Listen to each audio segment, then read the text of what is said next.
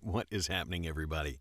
So, I've been working on an audiobook and long-term narration. When you're doing it yourself, when you're doing the engineering and everything, one thing that you want to do is make sure that you can edit as quickly and as cleanly as possible. And the longer you're in your booth and the longer you're spending time editing, the less money you're making. So you want to try and do this stuff as quickly as possible. When you're in the booth and you're doing stuff all by yourself, it's best for me anyway to stay in the flow. So as I'm reading my script, I want to stay in the flow of what I'm doing. And if I make a mistake, I don't want to stop what I'm doing and go back and do it over again. I just want to do it. I just want to make the mistake. And if I make the mistake, just do it again and do it again and try and stay in the flow of whatever I'm reading, the emotion or whatever it is. You want to stay in that flow. And since there's no director or engineer on the outside of your booth and you're doing it yourself, you need to be able to find a way to go back and see where you've made your mistakes. The trick a lot of people use is to use a click sound.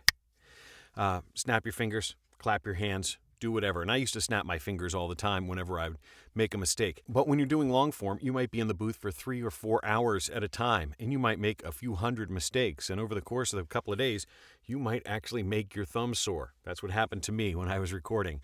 So I went out and figured out what to do, and I ended up finding this little gadget on Amazon. This is a dog training clicker, and all it does is it makes a noise. This is a magical little noise because, and you'll see it on my workstation, it makes a nice mark and it tells you exactly where the mistakes are so that when you're going back and doing your editing, you can make it go much, much faster. Let's go and take a look at the screen, and I've got my script on one side and I've got my digital audio workstation on another. I'm at the top of a chapter, so let's just record something and you'll see my process of how I make mistakes and how I go back and mark them and how I go back and fix them. So let's just gather our breath here and let's record. Chapter 8, The Gold Coast.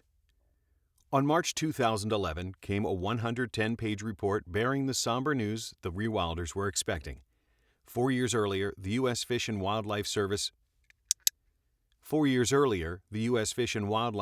had undertaken a formal review to gather all the facts, answer all the rumors, and at last laid to rest the question as to whether the endangered species known as the eastern cougar, apparently still seen and sworn to by so many, still lived.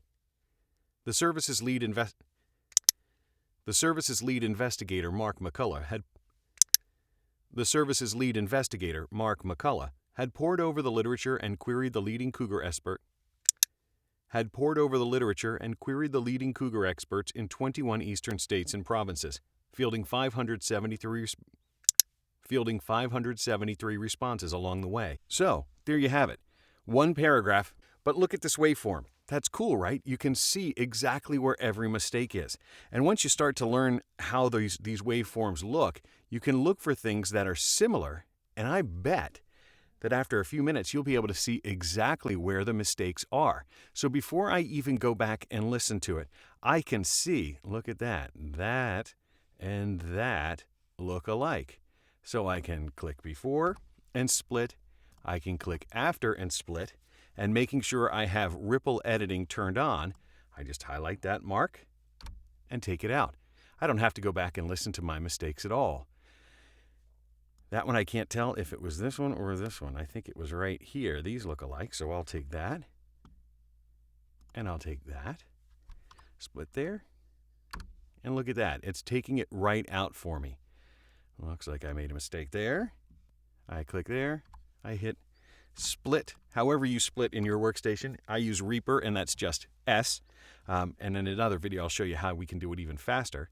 But look at that. I can just take each section and take it out. I can see exactly where my mistakes are. And without even listening back and hearing my mistakes, I can do a rough edit. And I think that's enough for now. I'll do a rough edit, and we can listen back and see how it sounds. Chapter 8, The Gold Coast. On March 2011 came a 110-page report bearing the somber news the rewilders were expecting. A mistake right in the beginning. I forgot March 2nd, didn't I? Chapter 8, The Gold Coast. On March 2011 came a happens all the time. We'll go back and we can the somber news the rewilders were expecting. 4 years earlier, the U.S. Fish and Wildlife Service had undertaken a formal review to gather all the facts, answer all the rumors, and at last lay to rest the question as... Great, so we've gone through, we've hit a couple of errors, we've eliminated them. The timings are still a little bit wrong, but now that's easy because that's just a function of sliding and ripple editing things together. So if you don't like how long that pause Through all the was, rumors, and at last, you can actually just make those smaller and butt them right up against each other until it sounds right. answer all the rumors, And at last lay to rest the question as to whether the... So that's the way you do it.